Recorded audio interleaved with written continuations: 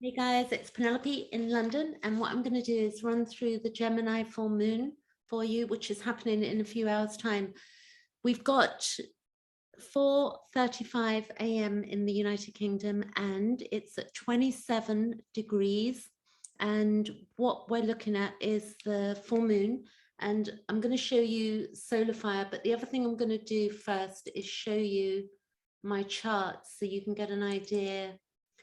Go to astro.com. So if you want to look at your own chart and see where the moon is falling, what you would need to do is sign up for a free account with astro.com. You can see here. And then you basically, once you've done that, you can view a chart with your transits. I'm showing you my chart now. So for me, the moon is actually going to happen in, the full moon is happening for me in my 8th house. You can see that there.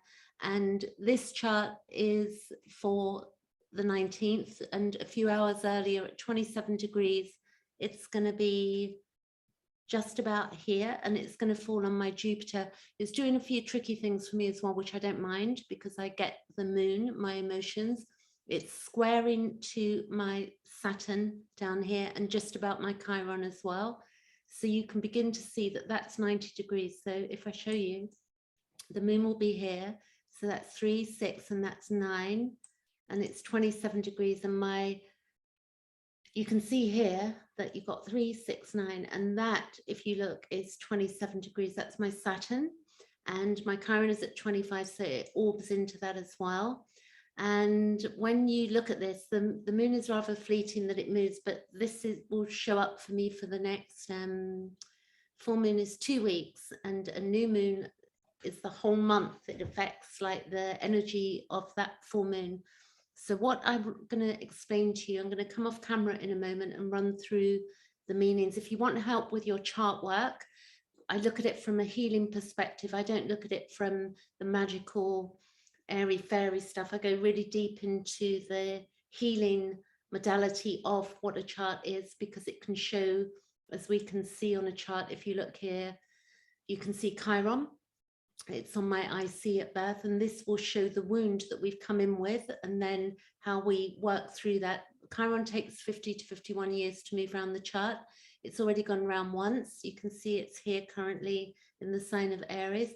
And there's other things you can do as well. You can look at Pluto, and Pluto is to do with birth, death, and transformation. And you can see my Pluto is just about 15 degrees conjuncting to my MC, and I'm Scorpio rising. You can see that there as well. So the rising sign, all of these things mean something, and it's a really beautiful tool to use to evolve, and as Jung would say, to make the unconscious conscious. And if we don't make the unconscious conscious, then what we see outside us, like this whole thing that's going on in the world right now with the lockdowns, we're back in lockdown in the United Kingdom. And it's fascinating to me with what's going on, but it can be seen in the collective charts. So I'm going to go over back to new share, go back to the emanated chart, and I'm going to come off camera, and any comments, do leave them below as well. If you want to talk to me, I'm over on Facebook, but let me show you now, new share here, and I'm coming off camera. So there you go, stop video. Okay, right, so you can see this chart. Let me get my pointer. And I'm glad it's in the sign of Gemini, final full moon of the year. And we've got the meaning of the moon in Gemini. So in the UK, it's 4:35 a.m. In California, and also in New York, it's going to be earlier. 4:35 would be about 11:35 New York time, and then earlier in the evening for you guys in California side, and then in Australia you're ahead, so by different hours as well. I think 9 hours and 11 hours, depends where you are. So the moon in Gemini is where it manifests itself by the need for changes, and it's spontaneous. And it's also safety lies. And I have a Gemini moon as well, actually, which is interesting. I actually have a Gemini moon. Safety lies in thinking about your feelings and sharing them with others. And you can be more talkative and speak with ease through these, for this full moon, it'll be easier to speak. And it's also where we have a better ability to keep a cool head, but we could have a cold heart because it's, you know, we're very subjective, so the heart could be a bit cooler. Harmony of thinking and feeling is important, so you want to make sure that you're in harmony with your thinking and feeling. And then the moon in Gemini is also difficult for us to maintain, you know, solid friendships as well, because we're jumping around all the time. So it can be, the moon sign can be a bit superficial, and one has to watch out for that if you have this in your chart. But, you know, it will not just be dependent on your moon, it's going to vary. We've got a few things going on here. So you can see with my pointer, you can see that the sun is opposite the moon, and that is a full moon. When we have a new moon, the moon is on top of the sun. If you didn't know that, then now you do. So it's worth taking note of that so that you understand new moons, full moons, if you're learning astrology. We've got Venus, which is going to go retrograde coming up. So I'm going to look at some of the aspects here, but Venus will be going retrograde. I can't remember the exact date, but it's definitely this month. And I would need, in fact, I can see on the chart. Let's have a look. We have Venus at the moment in 26 degrees, it's stationary. So this is interesting that Venus is actually stationary in the coming hours. And we've also then, if we look at what Gemini means, we're jumping back to what the moon means. It's to do with communication. It's our learning, writing, speaking. It's where we can be scattered, superficial, literal. We can be cynical. It can be to do with lies and lying, and it's thinking. It's the left brain, which is worth knowing. It's about information collecting, sharing information, and duality. It's the trickster. It's our opinion. It's short-term memory. So shopping lists and emails and all of these different, you know, communications. It's fluctuating viewpoint, you know, one side and the other. Gemini, think about, if you think about that, it's the twins. It's where we rationalize. It's also to do with siblings and logic, relatives, and it can be ever-changing. It has instability. It's a scribe. It's short journeys, and it's trade as well, which is really important to know that it is about trade.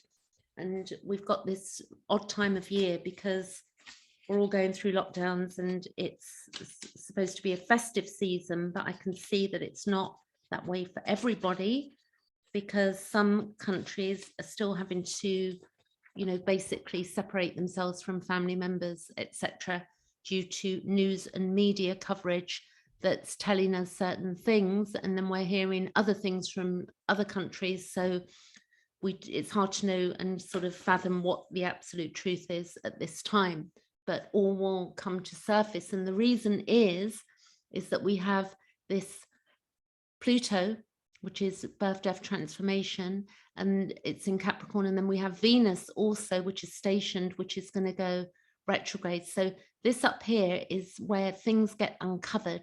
The Pluto Venus is where, you know, it can be to do with abuses. It can be to do with, there can be jealousy there. There can be a lot go on with the Pluto and Saturn. Sorry, not Pluto, Pluto and Venus. Got Saturn in my head. Pluto and Venus.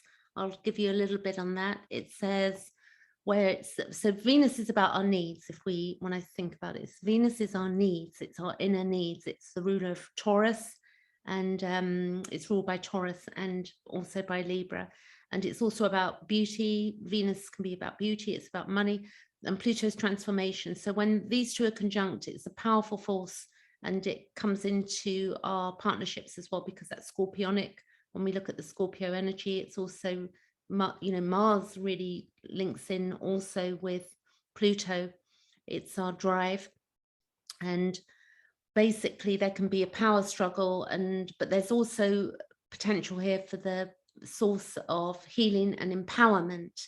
And they're in with 1 degree of each other. And this was when Venus moves over Pluto, it's a new cycle. It's like, you know, when it's ending, it's called balsamic, and then it's a new cycle.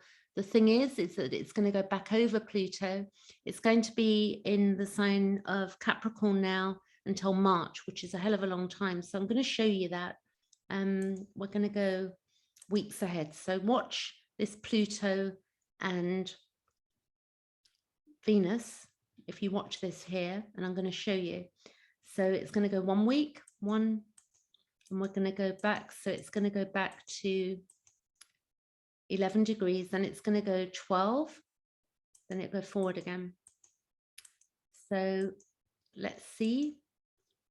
Hang on a minute, I've gone way forward there. There you go. That's 29 degrees. And then if we go days, then it's 0 degrees on the 7th of March. So on the 6th of March, it's going to be in the sign of Aquarius. What I would say is, well, if we go back to, that's the 7th of March, 2022.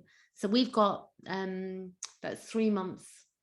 We got December, January, February, March. So it's about 3.5 months, which is a long time. It's happening for me in my second house. You really want to look where this is going for you so that you can understand how this is playing out for you in your chart. And then you watch what else it's aspecting in your chart.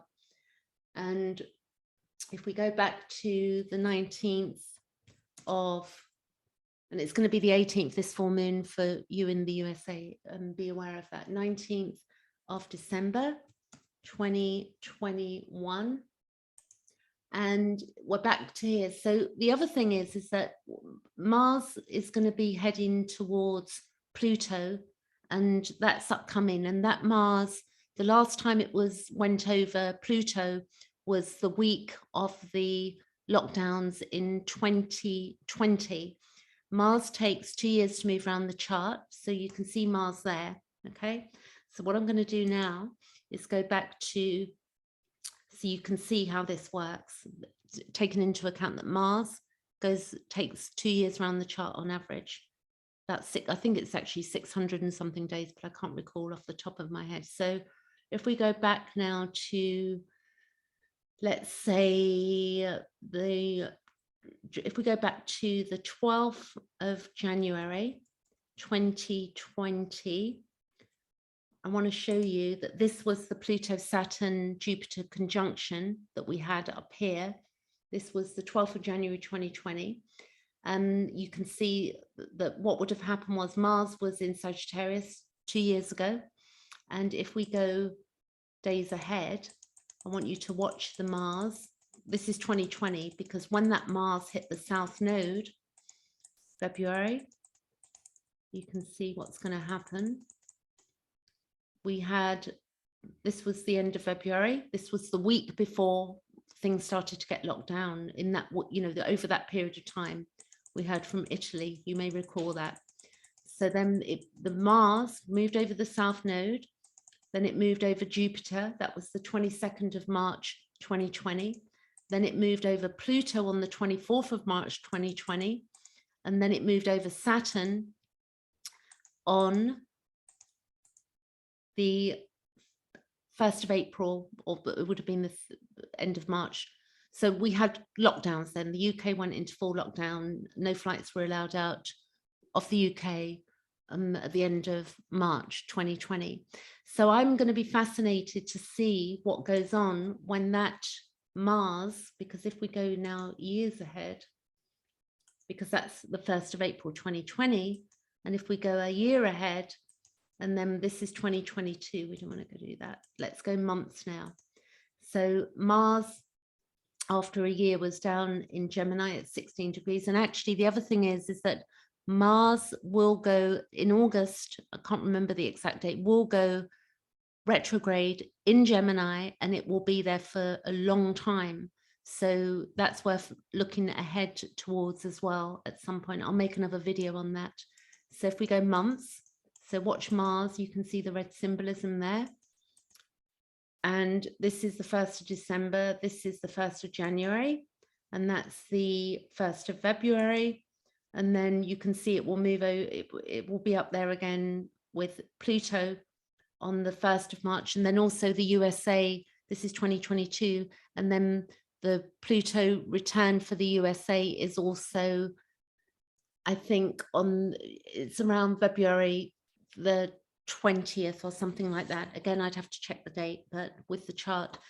with the Venus in Capricorn, what we have going on is that Venus in Capricorn, it's where we're withdrawn and we don't really like expressing our feelings.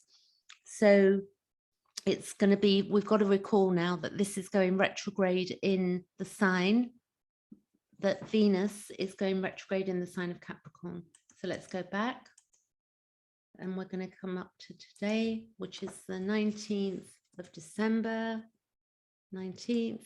Remember, in the USA, it's the 18th, 2021,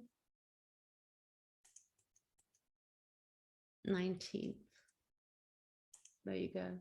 Okay, so you've got this going on again. We can see the full moon, and we can see that Mars went over the South Node a few days ago, and that we know what's ahead of us. So when Mars reaches Pluto, it's the end of a cycle, and then it goes into a new cycle, which is very deep work from evolutionary astrology. Simon Vorster is very good to watch on this, on Raising Vibrations. And then also I saw a brilliant video by the Astrology King yesterday, which spoke of the LA chart, which was fascinating. I'll put the link below my video on YouTube, and you'll be able to check out that video, because he really, and I believe also that 2022 is not going to be easy, that there's probably going to be a lot more propaganda going on and a lot more things that that it's going to be hard, because things are going to be pushed and then we're going to pull. It's going to be push-pull. The other thing that we've got going on the 24th of December is the exact not conjunction, exact square of Pluto and Uranus and Saturn. Okay, so let's go days ahead. And you can see here, this is the 22nd, 23rd, 24th. They're both at 11 degrees, breaking free of limitations. It's where things get shattered. Uranus and Aquarius. Also, Uranus is the ruler of Aquarius. Right? Aquarius and Uranus go together. That's what I'm trying to say. And then Saturn is the older ruler. I don't know enough about that though, but you can see that we've got 11 degrees and 11 degrees. So we've got this, and if we go a day ahead, 25th, it's still there. So we're breaking free of limitations and we're being restricted. So the restrictions that have just come up, we can clearly see and defined of what's going on.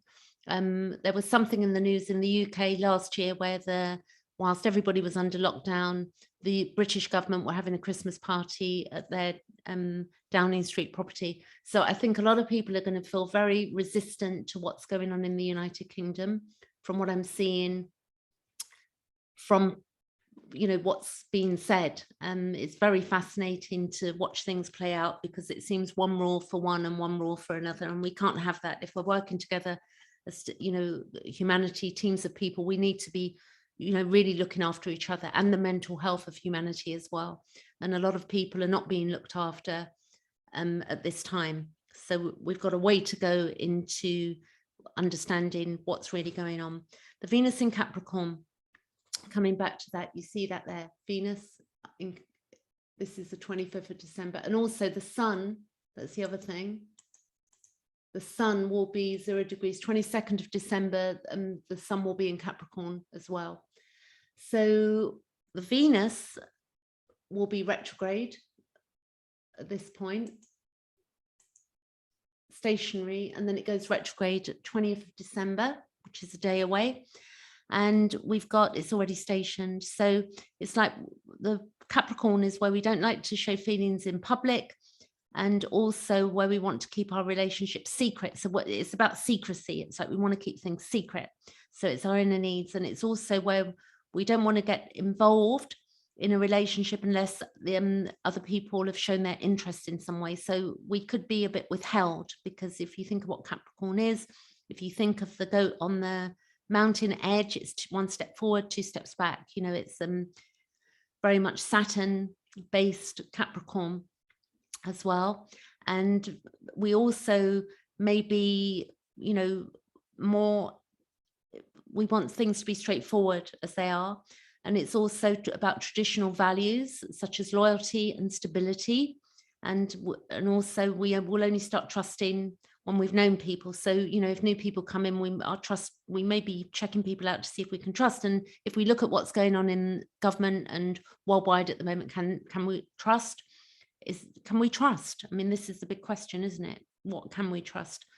If we looked at the 10th house as well, you know, if we look at Capricorn as being the 10th house, it indicates where, you know, it's about communion, it's about our career as well. The 10th house, it's about our career, and it's also about our social status and wanting better, you know, things for ourselves as well in our career. And Venus is to do with being attracted to others and to our, you know, to beauty as well. And it's about receiving love and affection. It's about beauty and happiness and values and principles. And it can also represent where we're weak as well, but it's to do with our needs. If we look at Mars, and it's in Sagittarius, which is worth knowing as well, because it's there for some time. Let's see how, you know, generally, I think it's about 6 weeks a sign that Mars travels through a house. And Mars in Sagittarius is about goals and being best at everything. And also this is about freedom of movement, more to the point. It's about, we want freedom of movement at this time. And we want to, Sagittarius wants to be free. And at the moment, again, we can feel very fiery as well. We don't want to be controlled. And that's the other thing. And that can cause conflicting desires, because we don't want to be controlled. So it's very interesting that we got this sun that's going to be moving into Capricorn. And then we've got this situation going on here with this Sagittarius Mars, where we want our freedom and we want to move around and be ourselves. And also we don't want to be controlled as well. And we seem to be in a situation where we are being. So how it's going to play out in the collective, I've got no idea. But also we got the breaking free of limitations, as this pushes and pulls the Saturn with the Uranian energy. We've also got this node, the North Node is going to be moving into the sign of Taurus. You can see that it goes retrograde naturally. And the nodes take 18 years to move around the chart. So you can see I'm moving this forward. It's going to be there in the coming, let's see, Gemini, and then it goes into the sign of Taurus. I've got a Taurus North Node at 25 degrees of Taurus. So this is also the 19th of January. We've got that to look forward to. And this is really about following, you know, it's about our five senses. It's about, you know, experiencing the senses, and also about stability as well. And it's also steady in the sign of Taurus. It's like, there's a lot more to that. I think that's another video. I won't go into that right now. We've still got Chiron in Aries. We've got Neptune in Pisces at the moment. That's on my IC, so you can look where that is for you. The Uranian energy, you can see that it will station here, the 19th of January I've got there. Let's go a day back. It's right, so it's retrograde Uranian energy, because that will give us some freedom when it starts moving forward again as well. I hope this is the plan, because it will start moving away from, actually Saturn is quicker. So Saturn will take 30 years around the chart, 29 and a half years on average. And the Uranian energy, Uranus, takes 84 years around the chart. And the last time Uranus was in Taurus was in the Second World War. So we can look at land, we can look at resources, and also to do with money. We've got the changing of the financial system. Some people are saying, and I don't think it's really conspiracy, because we can see what's going on, financial changes are being made. So if we look at it, what we're going through, we have to ask the question, is the virus just to do with a virus, or is it to do with something bigger? I mean, I'm just putting it out there, you know, what really is going on. And it's very hidden. But the beautiful thing is, if we go back to this is the 19th of the 12th, actually, I want to go back to. 19th of December 2021. I suggest you also, you can Google the meaning of Pluto conjunct Venus. Really beautiful to look at. The other thing we got going on is, let's see, Saturn is sextile to Chiron, which is Saturn here is sextile to Chiron.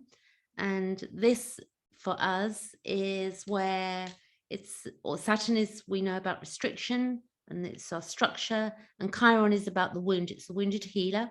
It's the planet of healing and acknowledgement of concealed trauma. So there's so much concealed trauma at this time, because a lot of people have had to spend a lot of time on their own as well the last couple of years.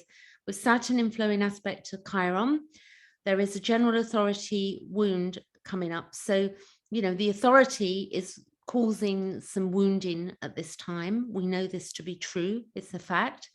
And also it's where we've placed too much emphasis on external authority. So when we look at that Chiron in the sign of, actually, this is beautiful what I've just seen here, that this Chiron is also going to go direct. See that there? Chiron is going to go direct because that's been in retrograde. So let's look at that station, and it's direct on the 21st. We've got so much movement going on this chart. It's incredible. So let's see Chiron in Aries. So this is where the wound can be either emotional or physical. And it's also time where we express our essential being, and we can experience rejection, which we are, because we're all trying to speak truth. I know it's not all to do with that, but we want to get on with things and we're unable to, because if we think about Aries, if we look at Aries, it's the first sign of the chart. If we look at a baby, they want to explore. And we look at Aries where it's about self and we want to explore the world and we want to be in charge. And it's also, the ruler is Mars also, which is, you know, ties in with it. And when we look at it's where we can feel restless, brave and daring. And it also bestows the ability to transcend circumstances and get out of one's complacent comfort zone. So it's trying to get us out of our comfort zone as well. You know, we've got some big movement to do. If we look at the first house, if we look at Chiron as being in Aries, which would be the first house, it is about emotional or physical wound. And it's also where our sense, Chiron in Aries is where our sense of, we feel violated in some way. And we've got a fear of asserting ourselves. So we can see that playing out quite clearly, that there is a fear of asserting ourselves, and that we may also overcompensate, attempting to be the first at everything. And we also, you know, where we want to be a pioneer and a service to humanity. So there's no, when we look at the chart, you know, and also we've got asteroid Lilith on top of that at the moment, which is the feminine. You know, there's a lot going on in this chart. So I hope that's helpful. And if you do look at where the moon is falling for you, because it'll give you some idea what you're working with for the next couple of weeks. And it is in Gemini. So you just find where Gemini, 27 degrees of Gemini is in your chart, but you do need your rising sign in order to understand what houses they're falling into. Thanks for watching, and I'll catch you later.